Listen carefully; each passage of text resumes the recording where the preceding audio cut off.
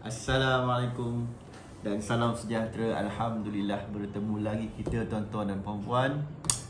Okey, pada malam ni jam pun dah 11.30 malam. Sedia maklum dekat Malaysia PKP sambung lagi 2 minggu. Tak tahu bila tak tahu bila nak habis PKP tu, mungkin sampai 2030 kot. Okey, tak apa.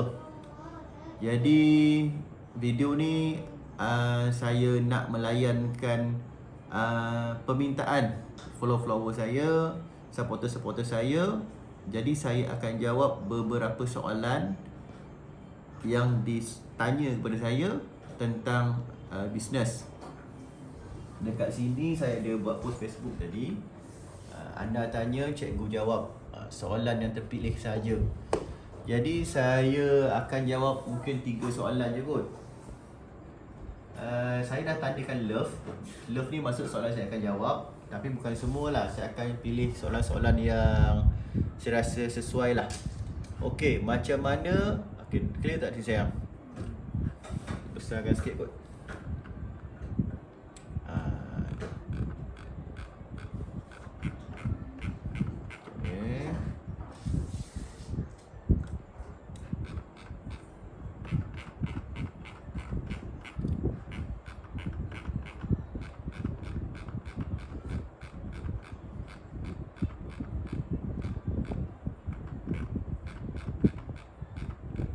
Okey ni, anda tanya, cikgu jawab. Soalan pertama yang saya nak jawab dari Muhammad Fitri. Macam mana mau buat strategi marketing yang padu? Alright, soalan bagus. Tahniah Muhammad Fitri. Macam mana kita nak buat strategi marketing yang padu? Pertama tuan-tuan, bila kita berniaga, yang paling penting adalah kecerdikan. Cerdik. Ada 3 golongan manusia. Bawau dan wawha. Tak nak sebut kerana dia sensitif. Keduanya bijak, ketiganya cerdik. Bawau dan wawha ni jenis manusia yang dah banyak melakukan kesilapan tapi tak belajar apa-apa, rugi. Bijak ni pula biasanya golongan yang makan gaji. Orang bijak ni adalah golongan yang dia pandai, dia banyak ilmu, pelajaran tinggi, ada macam-macam sijil, ada macam-macam ilmu. Tapi jenis manusia yang takut ambil risiko, takut kepada kerugian, takut kepada kejatuhan. Jadi orang bijak ni dia ambil peluang atau dia ambil jalan mudah bekerja dengan orang lain supaya terjamin setiap bulan tu dapat duit. Dapat duit, ada gaji lah. Maksudnya macam sekarang kalau kerja government, PKP, dia selamatlah ada gaji. Tapi yang berniaga ni mungkin ada yang tak ada gaji. Itu orang bijak. Sekiranya tuan-tuan mau strategi marketing yang padu, jika tuan-tuan nak maju dalam perniagaan, maju dalam bisnes, tuan-tuan tak boleh jadi orang bijak. Tuan-tuan kena jadi orang cerdik. Orang cerdik apa? Orang cerdik adalah orang yang dia sanggup ambil risiko. Orang cerdik ni orang yang sanggup ambil risiko. Orang yang kreatif. Dia boleh berfikir di luar kotak. Dan orang cerdik ni biasanya orang yang tak boleh terima arahan. Dia tak boleh bekerja dengan orang, tapi dia boleh bagi arahan. Dan orang cerdik ni bukan orang yang menghafal, dia orang yang berfikir. Contohnya orang bijak. Orang bijak dia baca buku, ambil exam, lulus, dapat 4 flat. Minta kerja, dapat jawatan tinggi. Itu orang bijak. Bila suruh fikir, dia susah nak dapatkan jawapan kalau berfikir sebab dia tak kreatif. Dia ni, orang bijak ni dia akan cari, dia akan buka Google, dia akan cari bahan-bahan rujukan, akan buka buku sini, buku sana, dia akan cari rujukan. Dia jenis orang yang menghafal. Dia akan ambil kata-kata, ilmu-ilmu, ayat-ayat, dia akan ambil bulat-bulat daripada tokoh-tokoh besar. Contohnya orang-orang berjaya, ilmu-ilmuan yang terbukti telah capai kejayaan gemilang. Dia akan ambil 100%, dia akan hafal saja. Itu orang bijak. Tapi orang cerdik tak, dia akan fikir. Okey, contoh orang cerdik Beza orang cerdik dengan orang bijak. Orang bijak ni saya akan masuk soalan tu tadi, macam mana kita nak buat marketing yang padu. Macam mana nak buat strategi marketing yang padu. Nak jawab soalan ni, saya kena kupas satu-satu dulu. Soalan dia, okey, orang tua-tua kata kalau kita lepas makan, tuangkan air dalam pinggan. Lepas makan, tuangkan air dalam pinggan, murah rezeki. Betul tak? Betul tak? Siapa-siapa yang pernah dengar ayat ni, katanya famous juga kata-kata ni. Petua, orang tua kata, lepas kita makan, air tu tuangkan dalam pinggan. Tuangkan dalam pinggan untuk murah rezeki. Orang bijak, dia tak dapat tangkap ilmu ni. Dia tak dapat tangkap. Orang bijak, orang bodoh orang bawau dal walha dia kata, mana ada tuang air dalam pinggan akan murah rezeki. Itu orang bawau dal walha. Dia hanya nampak depan dinding je. Dia tak nampak apa belakang dinding. Apa yang belakang tembok dia tak nampak. Tapi orang bijak, dia akan cari sumber rujukan. Dia akan cari buku, dia akan search kat Google, dia akan bertanya orang, dia akan cuba dapatkan maklumat untuk menghafal, untuk copy paste bulat-bulat. Dan biasanya tak akan jumpalah, sebab ini petua dan susah nak kupas. Tetapi untuk orang cerdik, dia akan faham. Dan orang bijak akan kata apa tahu? Sebab kan dia dengar-dengar ceramah-ceramah ke, dia dengar-dengar tokoh-tokoh cakap, mana ada kalau kita lepas makan tuang air dalam pinggan murah rezeki. Tuang air dalam pinggan tu nak bagi mudah kerja orang basuh pinggan je. Kita tuang air dalam pinggan supaya minyak-minyak tu, bekas-bekas makanan tu senang tanggal bila basuh. Nak mudahkan orang basuh pinggan, mana ada murah rezeki. Itu orang bijak cakap. Tapi kalau orang cerdik akan cakap, betul, kalau kita lepas makan tuang air dalam pinggan, dia akan murah rezeki. Macam mana murah rezeki tu? Okey, kita kena ingat konsep sedekah. Senyuman adalah sedekah. Menurunkan ilmu adalah sedekah. Berkata baik-baik pun sedekah. Membantu memudahkan kerja orang lain juga adalah sedekah. Lepas makan, mesti bekas-bekas makan ataupun kotoran-kotoran melekat pada pinggan. Jadi, kita tuang air dalam pinggan supaya bekas-bekas makanan, minyak-minyak tu senang tanggal bila dibasuh. Siapa akan basuh pinggan tu? Soalan dia, siapa akan basuh pinggan tu? Pastilah isteri kita yang akan basuh. Kalau di rumah, kalau ada tukang gaji kita akan basuh. Kalau kita makan di restoran, pekerja restoran akan basuh. Apabila kita tuang air dalam pinggan tu lepas kita makan, dia akan memudahkan orang yang membasuh pinggan. Isteri kita akan mudah cuci pinggan, kotoran tu mudah tertanggal sebab air tadi dah lembutkan kerak-kerak nasi tu, lauk-lauk tu, minyak-minyak tu. Kalau kita orang gaji kita senang nak basuh pinggan. Kalau kita makan dekat restoran, pekerja restoran senang nak bersihkan pinggan tu, mudah dibasuh. Di mana rezeki dia? Salah satu rezeki adalah kita memudahkan kerja orang lain. Salah satu sedekah adalah memudahkan kerja orang lain. Jadi bila kita lepas makan, tuang air dalam pinggan tu, bila kita hantar untuk dibasuh, orang yang membasuh pinggan tu lebih mudah. Jadi, disebabkan kita dah memudahkan urusan kerja orang lain yang membasuh pinggan, itu adalah satu sedekah. Allah kata apa? Allah kata, siapa yang bersedekah, insya-Allah Allah akan jamin rezeki dia.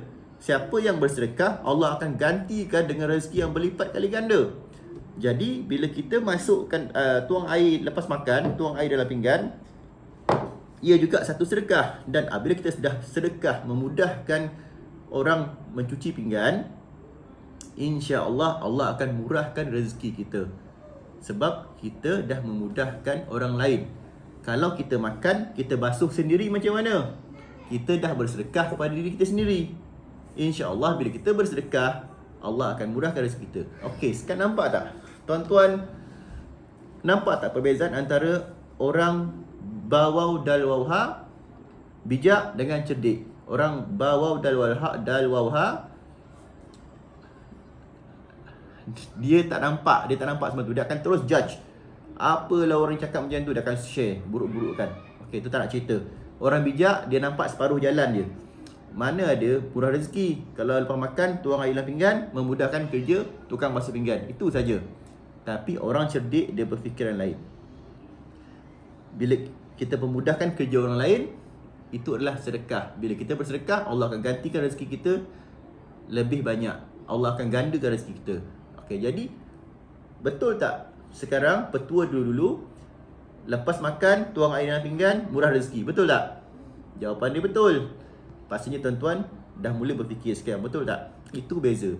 Jadi bila tuan-tuan bisnes, berniaga, tuan-tuan mesti jadi cerdik. Cerdik bermaksud kreatif. Tuan-tuan mesti buat konten-konten yang orang lain tak buat atau orang lain tak fikir. Pastinya akan timbul kontroversi.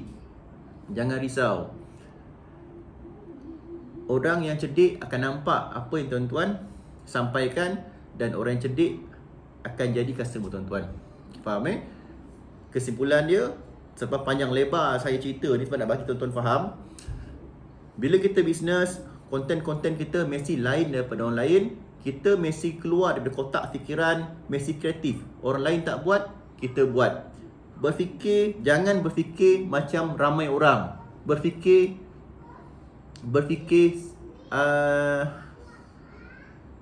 macam mana saya cakap tu Orang lain normal, berdiri, kepala dekat atas, betul, kaki dekat bawah. Tuan-tuan mesti pandang terbalik.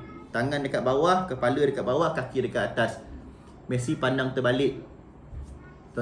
Baru tuan-tuan boleh sukses dalam tuan-tuannya perniagaan. Baru konten tuan-tuan tu menarik. Buat something yang pelik, something yang orang lain tak terfikir, tapi benda tu benar dan berfakta. Alright, habis satu soalan. Nombor 2 sayang, tengok sayang. Okey, macam mana nak kembangkan perniagaan dari modal yang ada dan keuntungan yang dapat? Maksudnya berapa persen peruntukan simpanan untuk rolling modal dan berapa persen untuk kos operasi dan berapa persen untuk simpanan perkembangan bisnes. Mat Fatih. Maksudnya Cik Mat Fatih ni kata, bila kita bisnes, macam mana kita nak kembangkan syarikat, macam mana kita nak buat pengasingan kewangan. Okey, pertama, kita berniaga mesti nak kena ada untung. Bila ada untung, baru kita boleh bantu customer. Bila kita berniaga, pastikan paling sikit mesti ada 25%. Pastikan bila berniaga, selepas dah tolak kos, dah tolak macam-macam, pastikan mesti ada keuntungan 25%. Itu penting, paling minima. Jangan kurang 25%. Kebanyakan orang berniaga janji boleh jual barang sudah, dia tak fikir pasal keuntungan. Bila dah tolak hutang semua, tak cukup duit. Okey. Sebagai contoh, bila kita dah berniaga, dah jual produk, kita ada untung 25%. Contohnya kita dapat untung 3,000. 25% dari keuntungan adalah 3,000. 3,000 keuntungan bersih. Maksud contoh projek tu harga dia 12,000 sebagai contoh. Harga projek tu 12,000. Kita buat wiring ke, buat solar ke, buat bumbung ke, buat rumah ke, harga projek 12,000. Keuntungan bersih, dah tolak kos, dah tolak transport, dah tolak makan pekerja, dah tolak barang-barang yang rosak, dah tolak mesin-mesin, beli mesin rosak, repair, dah tolak semua, dah siap kerja, untung bersih dapat 3,000. Contoh. Walaupun 3,000 tu adalah keuntungan bersih, jangan ambil semua. 3,000 keuntungan bersih tu, 3,000 keuntungan bersih tu mesti dibahagi dengan 3. Ya. 3,000 bahagi 3 dapat seorang 1,000. Kenapa sayang? Pergi toilet. Okey. 3,000 pergi buka lampu. Tak sampai. Okey. Stop video. Ibu pergi tolong anak dulu. Okey, minta maaf tuan-tuan. Tadi ada urusan keluarga sikit. Anak saya nak petik lampu toilet tak sampai, kecil lagi. Baby Ishika baru 5 tahun. Okey, kita sambung balik. Bila kita buat kerja, letaklah tuan-tuan punya projek 12,000, dah tolak macam-macam, tuan-tuan dapat untung bersih 3,000. 3,000 kena bahagi 3. 1,000, 1,000, 1,000. 3,000. 1,000 yang pertama tu untuk bayar gaji pekerja, bayar hutang. Okey, untuk yang 12,000 tadi tu, untuk pekerja kontrak dah bayar gaji dah. Pekerja kontrak dah bayar gaji hari kan. Ada bayar ini untuk admin, untuk accountant, untuk sewa office, untuk apa? Bayar duit kereta, duit motor, hutang-hutang lah. Jadi untung bersih 3,000 tu, 1,000 ni asingkan untuk bayar gaji pekerja pada hujung bulan, gaji pekerja admin, hutang syarikat, hutang kereta, komitmen. Ni 1,000. Yang 1,000 lagi ni simpan dalam syarikat, jangan usik. Yang 1,000 ni lah besok kalau ada nak beli komputer ke, nak beli kereta syarikat ke, nak beli apa, nak bagi bonus pada pekerja ke kalau ada lebih, ni 1,000 ni. Yang 1,000 lagi duit poket, terus masuk poket kita. Ni duit belanja kita. Ingat, bila kita berniaga, bos tak ambil gaji, bos ambil untung. Jadi kena ada untung.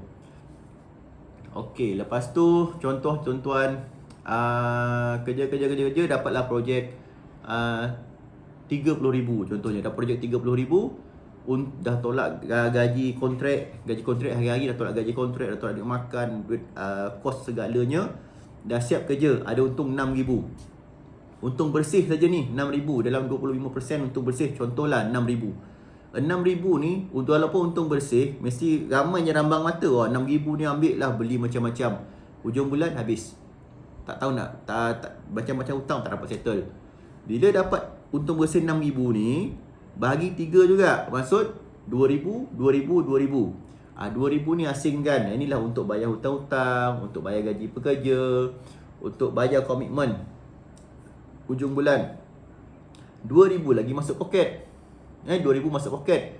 Inilah tuan-tuan nak enjoy ke, nak beli handphone baru ke, besok kalau keluar iPhone 13 ke, iPhone 14 ke, boleh beli. Nak beli mainan anak ke, nak pergi jalan-jalan ke, piknik dengan family. Ni. Yang 2,000 lagi ni simpan untuk duit syarikat. Okey, macam tu cara dia. Jangan ambil semua. Jadi itu sebab dalam syarikat saya sendiri pun, kalau tuan-tuan tengok, pekerja-pekerja saya seorang satu ada kereta, dan saya beli kereta semua cash. Untuk pekerja untuk pekerja saya beli kereta semua cash. Truck saya beli cash, Answer beli cash, kereta-kereta, adalah kereta-kereta lain tak nak sebut, nanti masalah pada saya. Beli cash, komputer, apa lagi, aircon, tambah aircon dekat office.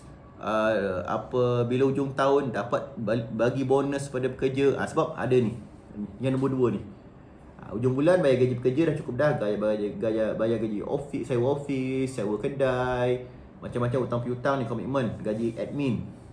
Yang ni simpanan. Inilah untuk kembangkan syarikat, beli macam-macam. Kalau ada lebih bayar bonus. Yang nombor 3 di poket. Jadi bila kita bahagi 3, insya-Allah sebagai bos, poket kita takkan kering. Ada je duit. Contohnya kalau dalam bulan tu kita dapat 3 job. 3 job tu yang satu ni untung 3,000. Bahagi 3 dapat 1,000 duit poket. Minggu depan dapat lagi untung 6,000. Bagi 3 dapat seorang 2,000 kan. 2,000, 2,000 masuk poket, dah 3,000 duit poket. Job yang ketiga dalam bulan tu dapat untung 9,000 pula. Bagi 3, 3,000 bayar komitmen, 3,000 simpanan syarikat, 3,000 duit poket. Jadi berapa dah? 6,000 duit poket kita bulan tu. Jadi kita tak kering. Dan simpanan pun ada. Dalam masa yang sama, duit bayar hutang, bayar gaji pekerja, gaji admin, komitmen semua kita dapat bayar. Macam tu cara dia. Tapi macam mana bagi 3? Kalau yang pertama ni tak cukup duit nak bayar gaji pekerja, tak cukup duit bayar komitmen, kita gunalah duit simpanan kita tadi tu. Duit simpanan tu top up. Macam tu lah cara dia. Alright. Habis soalan nombor 2. Lagi soalan mana kita nak baca ni yang? Dia banyak like. Banyak like ni, 3 like ni. Assalamualaikum cikgu, saya ingin bermula dengan bisnes. Apa yang perlu lakukan sebagai usahawan fresh dalam bidang kerja elektrik? Terima kasih. Okey. Raushan Haikal ni fresh, baru nak berkecimpung dalam bisnes dan meminati bisnes elektrik. Okey, kepada yang soalan ni dan untuk yang lain-lain juga, tidak semestinya apa yang kita minat itu yang kita buat.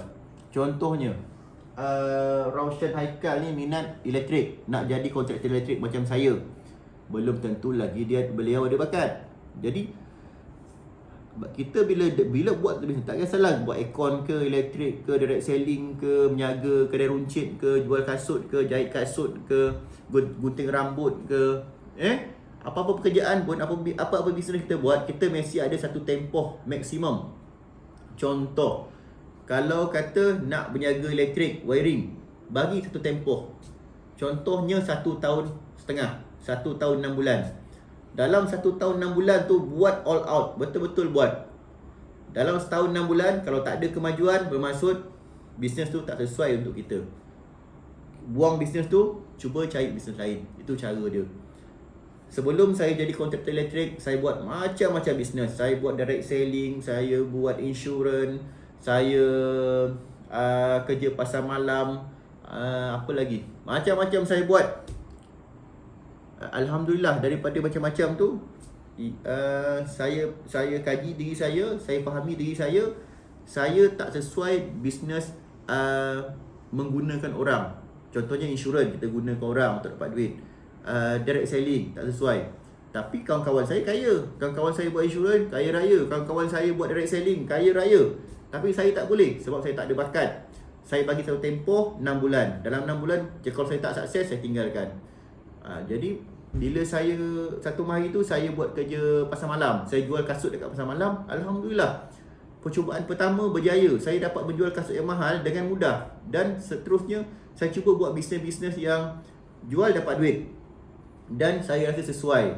Mulai dari itu saya mula membuat perniagaan. Kita jual dapat duit. Biasanya servis lah, saya repair wiring, siap dapat duit. Jadi bisnes macam tu sesuai dengan saya. Dan saya ada banyak bisnes macam tu. Semua bisnes saya bukan buat elektrik sahaja. Elektrik, solar adalah hobi sahaja. Saya ada bisnes-bisnes yang lain. Dan kesemua perniagaan saya adalah semuanya cash. Bermaksud saya siap kerja dapat duit. Bukan macam direct selling ya. Direct selling kita kena kumpul orang dulu, orang tu buat kerja pula, cari orang lain baru kita dapat duit. Saya tak boleh macam tu. Tapi kawan-kawan saya ramai dah kaya dah. Sebab tu bakat dia. Insurans, saya cuba buat insurans, cari orang, tekankan tentang safety, tentang masa depan, macam mana kalau dia mati, ahli keluarga dia, macam mana tentang kewangan, ekonomi. Saya tak boleh, saya tak ada bakat dalam benda tu. Tapi kawan-kawan saya ramai kaya buat insurans dah. Pakai kereta mewah-mewah, saya tak boleh. Bila kita berniaga, kita perlu buat something yang kena dengan bakat kita, dengan talent kita, dengan kebolehan kita. Kebolehan saya adalah saya sesuai buat perniagaan, jual terus dapat duit. Macam tu. Jadi semua perniagaan saya adalah macam tu. Jadi kepada Raushan Haikal ni, kalau nak buat bisnes, memang minat elektrik, cuba dulu. Bagi satu tempoh, mungkin 1 tahun setengah atau 2 tahun. Cuba all out buat. Dalam masa tu, cuba dalam masa 1 tahun setengah ke 2 tahun tu, cari seberapa banyak ilmu, buat. Seberapa banyak ilmu, buat. Fikir, bertindak. Fikir, bertindak. Buatlah apa pun kaedah, janji, cuba capai kejayaan. Andai kata dalam tempoh 1 tahun setengah hingga 2 tahun berjaya atau ada kemajuan, teruskan. Tetapi sekiranya dalam tempoh percubaan 1 tahun setengah hingga 2 tahun tak ada kemajuan yang tinggi atau langsung tak ada kemajuan, tinggalkan terus perniagaan tersebut. Cuba cari bidang perniagaan lain yang lebih sesuai. Mungkin anda tiada bakat dalam bisnes elektrik. Faham apa yang saya sampaikan? Setiap orang, bukan semua bisnes, bukan semua perniagaan sesuai untuk dia. Tak. Kita dilahirkan dengan bakat masing-masing. Jadi cari perniagaan yang sesuai dengan bakat kita. Contohnya Ronaldo lah, Cristiano Ronaldo. Bakat dia main bola. Dia jumpa bakat dia main bola, jadi jutawan. Mungkin kalau dia berniaga mungkin dia tak berjaya. Faham Jadi cari bidang perniagaan yang kena dengan bakat kita dan kita buat betul-betul, insya-Allah akan berjaya. Okey, soalan terakhir lah. Dah panjang sangat dah video ni. Bagaimana ingin memastikan konten kesan dah ada tadi? Siapa cikgu kalau bukan? Okey, ini tak nak jawab. Apa potensi bisnes solar pada masa akan datang?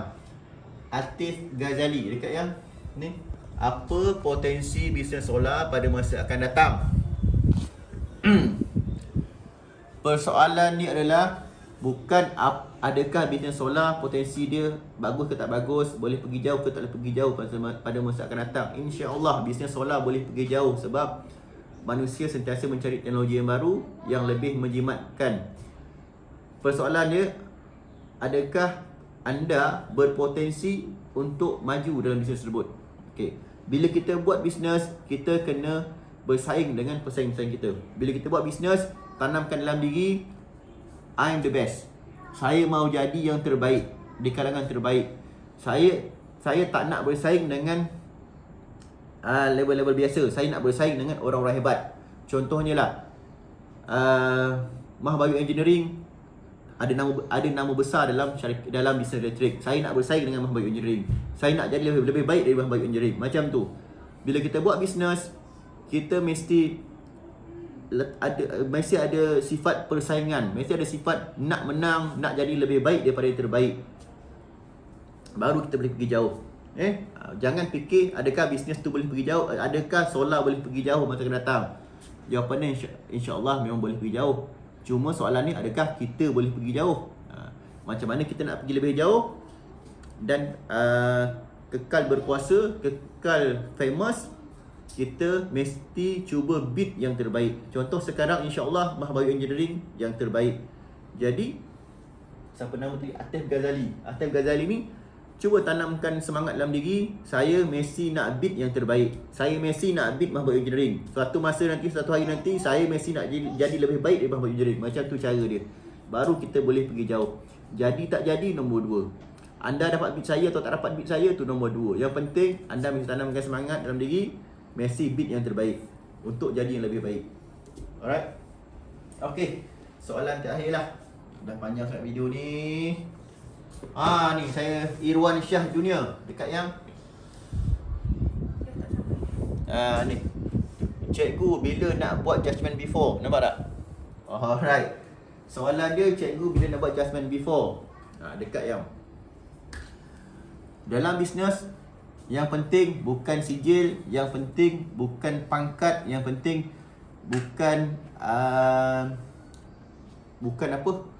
bukanlah documentation, bukanlah pengasahan apa-apa. Yang penting duit. Jika saya masih terdesak, saya tidak maju, masih terdesak, mungkin saya akan ambil judgement before. Tapi dah kena sekarang, alhamdulillah, bisnes elektrik dan solar ni saya buat sebagai hobi. Maksud saya tak terdesak. Saya ada bisnes-bisnes lain yang boleh menyumbang banyak income kepada saya. Dalam keadaan saya tak terdesak, dalam keadaan macam mana saya nak terangkan? Cikgu bila nak buat judgement before, saya tak perlukan judgement before. Sebab saya memang dah sukses. InsyaAllah dengan izin Allah, saya sedang menuju sukses. Memang sedang menuju kemajuan. Jadi apa perlu saya ambil before sedangkan saya memang dah maju? Dan saya tak nak kejarkan bidang tersebut. Judgement bidang dia adalah overhead, underground, pencawang. Macam saya lebih kepada pendawaian dalam rumah, solar dan ia hobi. Dan sedangkan saya dah ada perniagaan-perniagaan lain yang menyumbang income yang besar pada saya. Jadi apa guna, apa manfaatnya saya ambil judgement? Tak ada manfaat untuk saya. Tanpa judgement before pun saya dah boleh pergi jauh. Jadi buat apa saya nak menyusahkan diri saya nak pergi ambil? Baik saya hantar pekerja saya yang ambil. Lebih baik saya hantar pekerja-pekerja setia saya, ikat kontrak atau ikat perjanjian, biar dia orang yang pergi belajar. Saya manfaatkan pekerja-pekerja saya untuk menambah keuntungan saya. Itu lebih baik. Okey. Kesimpulan dia, Kalau saya terdesak, contohnya macam ramai orang terdesak, tak ada pekerjaan, bisnes merundum jatuh, cuba nak maju, okey, dia akan ambil seberapa banyak sijil-sijil atau label-label yang penting untuk memajukan diri. Macam saya, insya-Allah, saya memang dah sukses dengan izin Allah. Saya menuju kejayaan, kemajuan, dan sehingga kan bisnes elektrik dan solar ni saya buat sebagai hobi saja. Ada tak apa, tak ada masalah, insya-Allah.